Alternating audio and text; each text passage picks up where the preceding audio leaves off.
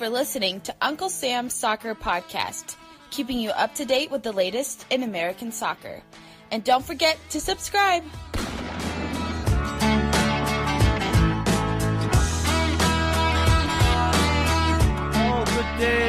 Good day, everybody. Uncle Sam's Soccer Podcast. Steven Jotter and Armand Kafai. And Armand, have you ever wanted to create your own soccer league? Just for fun? Yeah, I've done it before. Take your team to the top? Yeah, on Football Manager. Honestly, if I had the money, I'd start my own English club. I'll start my own team in Dallas. You would? Yeah, I would, 100%. Why would you name it? What'd you name it? Dallas United SC.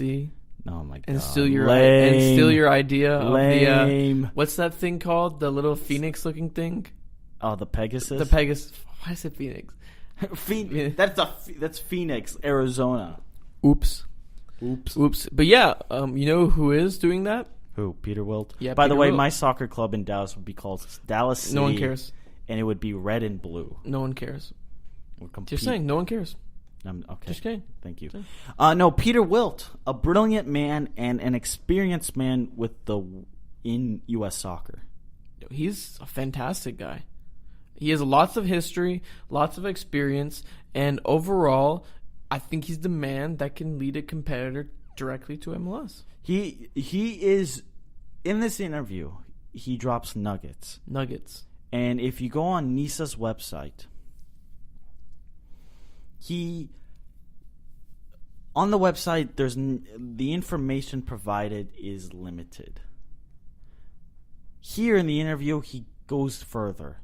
And what he wants to create however successful it is, it's going to create a ripple effect. The more success, the bigger the ripple effect. It's directly what we talked about Friday when we talked about competition. Mm-hmm. Competition makes everyone better throughout, and it's going to be interesting to see how Peter Wilt does it. Yeah, and I think it's going to be fascinating. I can't wait. I can't wait to see his vision and see where it goes, because from a media's perspective, a journalist, as a fan, U.S. soccer is just getting more and more exciting, and it's just getting more and more complex. Oh, yeah, I'm excited. We're going to see, and Peter talks about a lot of his stuff, so get ready.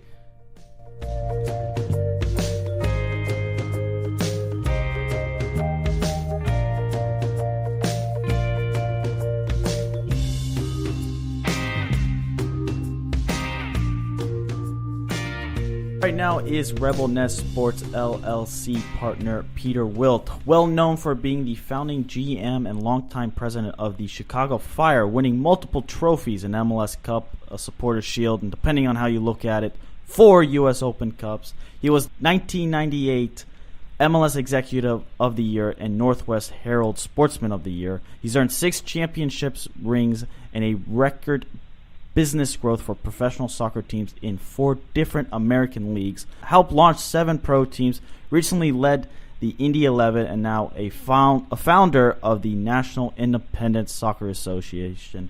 Welcome to the show, Peter. Thank you very much, Stephen. I appreciate the introduction. Thank you very much. Oh, you have quite a history with the sport, don't you? And still growing. I think the 7 launch teams may actually be out of date. If you give me credit for the 2 new NESL teams that helped launch in San Diego and Cal United, that would actually get me up to 9, I think. I have to double check my math on that. 9, wow. I mean, you've been a part of many different leagues, men and women. You've been through the start of MLS, and recently in U.S. soccer, we've been seeing it's been a really interesting in the world of U.S. soccer today. I mean, we saw the men's national team not qualify. We've seen the uncertain future of the NASL. We've seen the USSF presidential race, and now your league is also launching soon too. You've worked everywhere, like I said. What do you make of the current direction of U.S. soccer, and do you like it? Yeah, I do come from a perspective of being involved over the last 3 decades, both, as you said, men's and women's, and indoor soccer, outdoor soccer. The state of American soccer is one right now that's very dynamic, and that, of course, can be very challenging. but it's also one that presents tremendous opportunity. I think it's a reflection that the sport on a professional level is still relatively immature as a property here as opposed to the rest of the world. And the nature of an immature sports property is that dynamic characteristic. So, dynamic, I guess, is a euphemism that can be translated to mean unstable. And in a lot of ways, especially in the lower divisions, it is unstable. I think Major League Soccer, one of its greatest contributions to the sport in this country is the stability it has given. Never in the 120 some years that the sport has been going in the United States has at least a professional game been as stable as the first division Major League Soccer is now. So in that aspect, you do have the stability. It obviously comes with a number of restrictions as a closed system, and it's something that I'm working to provide an alternative to. And an open system, I think by the very nature of it, has this dynamic quality, which again can be translated into an unstable quality as well. But there's certainly a lot of benefits that go along with an open system that everyone is pretty well aware of. Now, would you, if you had gone back to your times, say early on with the Chicago Fire, would you have looked at the landscape of today and looked at soccer? Would you have envisioned that years ago? No. Maybe I'm just not very visionary in some ways. I wrote an article for Pitch Invasion, a great long-form soccer site, long-form writing. An article about, must have been 5 years ago, where I predicted what the landscape of American soccer would look like in, I think it was 10 years out. And I made maybe a dozen different predictions on what would happen. I've gone back and looked at that, and some of it does look, very prescient. That I had a crystal ball and I could see specifically how some things may move along. And in other areas, I totally missed the ball. I think the rapid growth of spectator interest among young adults and the passionate interest that they've shown in the last 5 years is one that I missed on. I could have predicted that happening in 10 or 20 years, but it has really cycled up in the last 5 years. Let's go back to your time in MLS with the Chicago Fire, bringing them to Chicago, being a key part of that. What were some of the challenges you faced? The MLS was relatively new. It was just a baby back then, and with soccer, it wasn't really that popular back then compared to what it is right now. What were some challenges that you faced? It was a very different landscape. You didn't have the same communication tools you have now. Frankly, you had to do it with traditional media as opposed to online or social media. So reaching an audience was more challenging.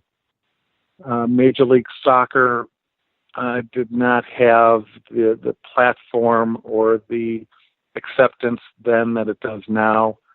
The audiences were small. Audience was smaller. I think the immigration population was less. The young adult demographic, for the most part, didn't care about the sport, and the youth market was much more interested only in participation, not in spectating. Primarily because international soccer was not available on a 24-hour soccer channel basis like it is now, either on television or online.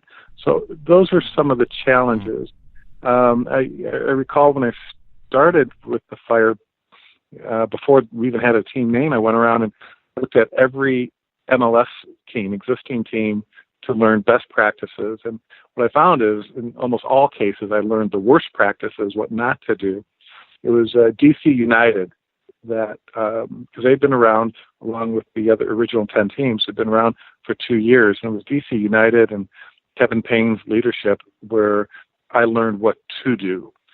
They got it from the beginning in terms of its connectivity to the community, the emotional connections to the fans that were needed, the authentic way to present the game. And I took a lot of those lessons and brought them to Chicago. And the fan base in Chicago responded very well. And then on the field as well, obviously, I took DC United assistant coach, hired Bob Dudley, and together we put together a product on the field that was one of the most entertaining in MLS history to this day. And that also helped the tremendous fan response in Chicago. Also in Chicago, you also helped start the Chicago Red Stars as well. What was that experience like in the NWSL after spending some time, a big chunk of time in the men's game? That was a wonderful experience, both in terms of the Red Stars as a team and then assisting with the launch of the league overall with WPS. It was the second attempt at high-level professional women's soccer in America after USA bombed out after 3 years. WPS thought we learned the lessons from WUSA, which was mainly don't spend so much money on front office labor, on field labor, on marketing, advertising, promotions. And so we scaled back. We scaled back pretty much everywhere. But we learned pretty quickly we didn't scale back enough, especially in the on-field labor aspect of it. The women drove a pretty hard bargain, and the league was not able to absorb the expenses. The owners in the second go-around in WPS as opposed to WUSA did not have as deep pocket in general as the WUSA owners did. They had more passion, more interest in soccer. Found was mainly cable television owners. They had the deep pockets, but they didn't necessarily have the passion to sustain the losses. And the good news is at the end of it, more lessons were learned, and U.S. Soccer stepped in to assist by offsetting the high labor costs by absorbing the U.S. women's national team costs and reduced the overhead considerably with NWSL. I think NWSL now has a very good slow growth approach and is heading in the right direction. Their challenge is down the road a little bit in that they have a new generation of owners with deeper pockets, while they also have a few old generation team owners whose pockets aren't as deep. And at some point there may be a conflict